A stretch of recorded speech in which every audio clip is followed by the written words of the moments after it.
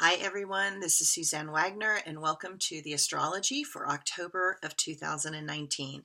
Sorry for being a few days late on the video part. I actually have had this out for a couple of weeks on my blogs and on my web pages and different things like that. So you can check those things out there. They tend to go up there first.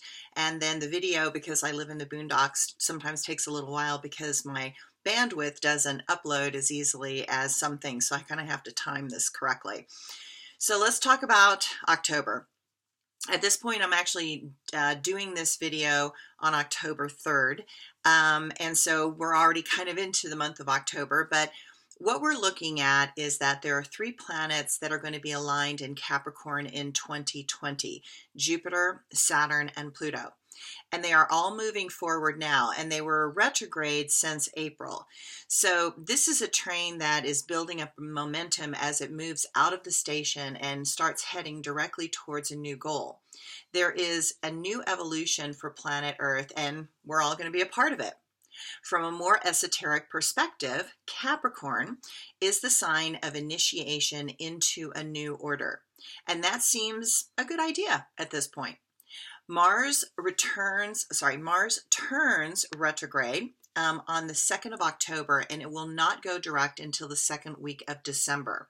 This helps you kind of ease off the gas pedal, and while you may not be braking at the moment, we're not speeding up either. It's as if there is a significant buildup that needs to not push nor be pushed. It is a time to let the momentum take you across the line that you're aiming for. The theme this month is in recognizing that we are moving into a time where the old rules and niceties have gone out the window, and appropriate behavior, in case you haven't noticed, has sunk down into the energy of a brawl rather than a discussion. It will take all your passion and purpose to stay on track and get things accomplished. You can do it, but intent and focus are the tools that will keep you in the game. So, this month, with Venus square Pluto, things are intense, in case you, again, didn't notice that. So relationships that have been causing tension are going to get more pressure put upon them. Focus on what you love. Pluto moves direct on the 3rd today. So know that 3 days before and 2 days after have powerful world impact one way or the other. And I can tell you, even though I did this in the month of September, we are definitely into that powerful world impact position, even on the 3rd today, the very first day. You can focus on what it will take to have meaningful exchanges so you can have a significant impact in your world. Mercury mentally dances with the ponderous emotional complexity of Scorpio on the same day, the 3rd, that Pluto moves direct. This is going to add into this cosmic melee. There is a pull to dive into what it means to make significant and lasting change in your personal life and in the world. On the 4th, which is tomorrow, Mars moves into Libra. And how do you keep the peace when things seem to be falling apart? The best way is to harness the vibe of Mars and to take action in the areas of the sign that Mars is traveling through. I see this as a global personal makeover. The energy of Mars, the god of war, harnessed to work towards a global balance is probably just what we need. So while Mars is in its detriment when it's in Libra, and it's harder, I actually kind of go, the truth is that getting this world back into balance is going to be a little hard. So it's going to take some time. Venus is going to leave her home sign of Libra and enter into the hidden complexity of Scorpio on the 8th. Venus and Scorpio come from very different places. Your kind of nice girl could get a little pissed off, right, under these aspects. The time for playing games and not saying what you feel are long gone, and now it is going to come out in a blunt and very direct way. People are entitled to their opinions, but not to harm others in the process is the key. Venus in Scorpio is great for bringing out hidden intuition, so pay attention if you get that vibe that someone you know or love is not quite right. Follow up and make sure you listen to those promptings. There is an Aries full moon on Sunday the 13th at 5:08 p.m. If you were born around the 12th or the 13th of any month, expect yourself to feel that full moon. There is something from the darkness that is trying to rise up and get you to notice the blind spots in your life. And so you're being asked to claim what you want. This full moon intends to break you away from old values and concepts and going in an unconventional direction. When you combine the two concepts, there will be a major breakthrough that will take your life in a new direction. Changes can happen internally or externally. Job changes are definitely possible under aspects like this. Something is shifting vibrationally, so breathe it in and let the new magic happen, knowing full well that there's a tumultuousness of change that is trying to happen. So try to look very, very carefully before you leap into something new. Make sure that that new thing is stable, not a big risk, because the way the astrology is going into 2020 puts everything more in a tenuous position, and you don't want to be the new person in a job that is got a lot of risk associated with it, okay? The sun finally enters Scorpio, thank goodness, on October 23rd. And you're going to feel a primal urge to prepare for the tougher days ahead.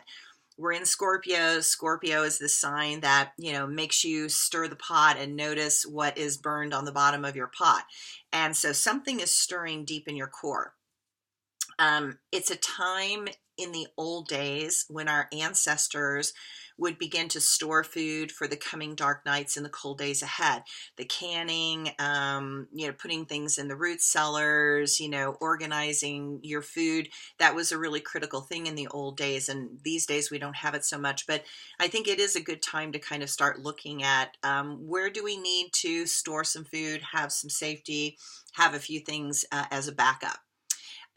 You might find yourself seeking out more intuitive skills to get the answers to your deepest questions, because Scorpio loves the intuitive, magical, mysterious reality. So dive into that, as a way for your own personal transformation and your own awakening. The Scorpio new moon is on Sunday the 27th and lasts for 2.5 days. And it is the perfect moment to set your intention for the next few months. And trust me, there is a lot going on for the next 2 months.